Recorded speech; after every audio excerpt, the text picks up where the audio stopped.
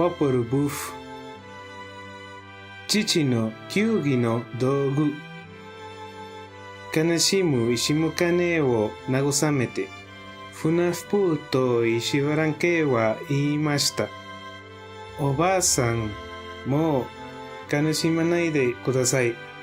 兄さんたちの代わりに、これからトウモロコシの畑を作りに行きますから、お昼には食べ物を持ってきてくださいね。そうして二人は畑へ出かけて行きました。畑を作るところに、フナフプーと石原んけがやってくると、オノは勝手に木を切り倒し、クワが下草を掘り起こし、スキが土を鳴らして、あっという間に立派な畑ができました。そして二人はイシムクールという鳩に命じました。おばあさんがお昼ご飯を持ってやってきたら、すぐに泣いて知らせるんだぞ。そしてフナフプーと石原んけは仕事はしないで吹き筒で鳥を撃って遊んでいました。やがて鳩が鳴いて石むかねが来ることをフナフプーと石原んけに知らせました。すると一人は急いでクワを持ち、顔に泥を塗り、もう一人は斧を持ち、頭から木くずをかけて、いかにも仕事をしていたかのようにしました。ところが翌日になって二人が畑を作ったところにやってくると、倒した木も刈り取ったはずの草も掘り起こしたはずの土も元通りになっていました。これは獣たちがやったに違いない。これからまた畑を作って今夜は見張っていよう。そう言って二人はまた畑を作り家に帰りました。夜になり、フナフプーと石原んけは畑を作ったところに行きました。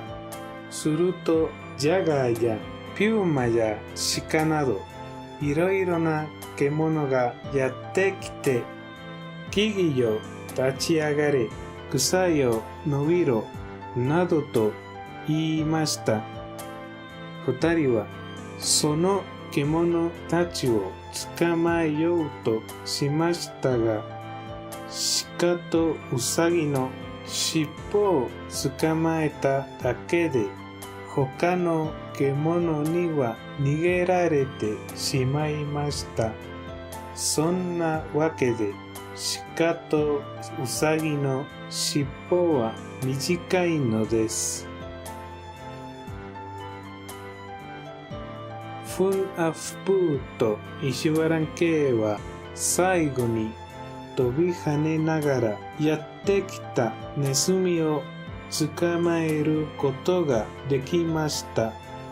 フンアフプーと石原んけはネズミを網で押さえつけ、尻尾を焼いてしまいました。だからネズミの尻尾には今でも毛がないのです。フンアフプーと石原んけがネズミの首を絞めようとすると、ネズミは言いました。私はお二人に大事な話があります。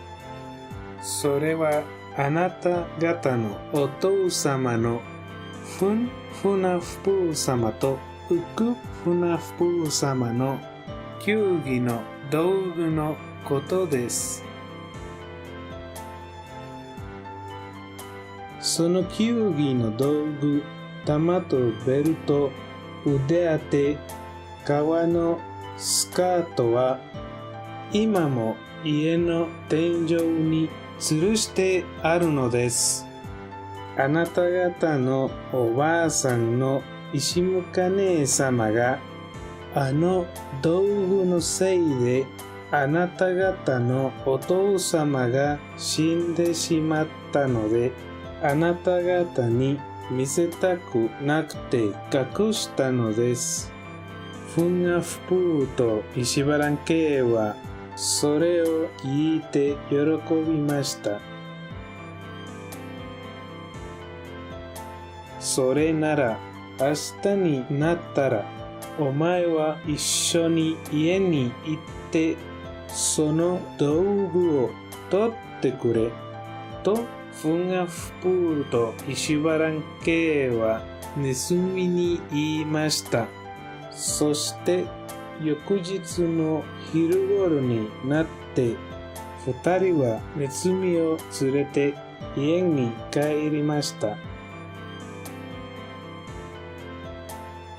家に帰るとフンガフプーとイシバランケーはイシムカネーに頼みました。おばあさん、お腹が減ったのでチルモールを作ってください。チルモールはすぐに出され、二人は食べ始めました。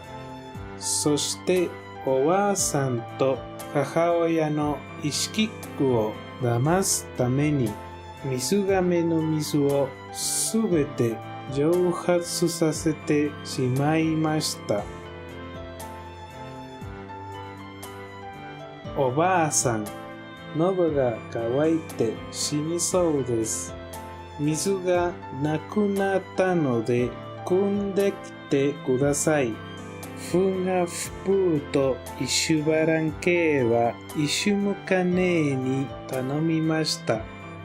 よしよし、待っておいで。と、イシムカネーは水亀を持って出かけて行きました。二人はシャンという虫を川の方に飛ばし、おばあさんの水亀に穴を開けさせました。川に着いたおばあさんがいくら水を入れても水亀に穴が開いていたのでいっぱいになりません。フンガフプーとイシュバランケーはおばあさんがなかなか帰ってこないのでお母さんに言いました。お母さん、おばあさんはどうしたのでしょう。行って見てきてください。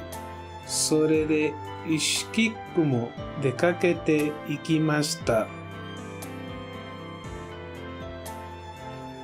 おばあさんもお母さんもいなくなった間にネズミは球技の道具をぶら下げた紐を食いちぎりました。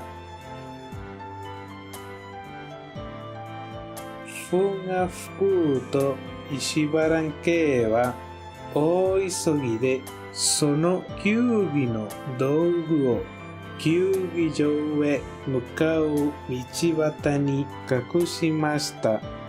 こうして球技の道具はフンガフプーとイシバランケーの手に入ったのでした。